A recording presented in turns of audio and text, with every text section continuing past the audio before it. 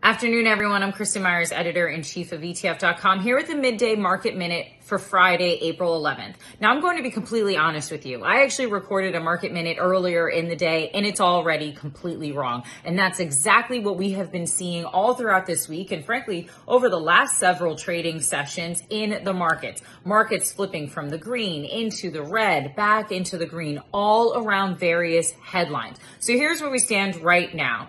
When it comes to tariffs, China has actually levied an 125% tariff against American imports into China, and that is bang in line with what President Donald Trump has announced was going to be our tariff level for Chinese imports into the United States. So they've hit us back with the same level of tariffs that we have levied against them. That has caused markets really to whipsaw, and this morning was no different. We did start today in the red, but we are now seeing some positive momentum to really end the trading week. Will it stay in the green? Not sure, but we know that markets are wildly swinging on all things related to tariffs, but also the U.S. economy.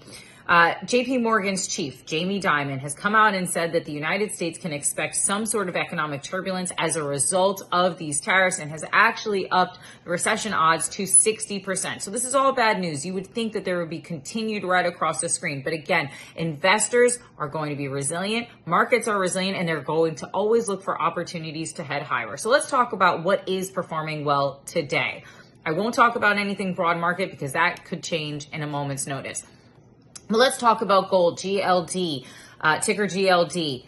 That is the gold ETF. It is in the green today. While we have seen huge market downturns dragging down almost every single ETF, gold included, it is a safe haven asset and it is performing well today. Again, as investors consider economic downturns and market turbulence, they are going to start putting their money places where they think either they're not going to be hit with losses as large as the rest of the market or potentially have opportunities to the upside. GLD up today over 2%. Short-term bonds are also a great way to park your cash and get a little bit of gains and also mitigate some of those downside risks. So SGOV, that's the iShares 0 to 3 month Treasury bond ETF, hovering right around the flat line. It has been all day. Again, this might not be a place where you make tons of money to the upside, but it is protecting you on the downside. And it is a place where investors are parking some of their cash to hedge against some of these downturns, both in the markets and the economy. And then last up, we have IBIT. That is the iShares Bitcoin Trust. It is also in the green today. No surprise there. A lot of people think of Bitcoin as digital gold or a store of value.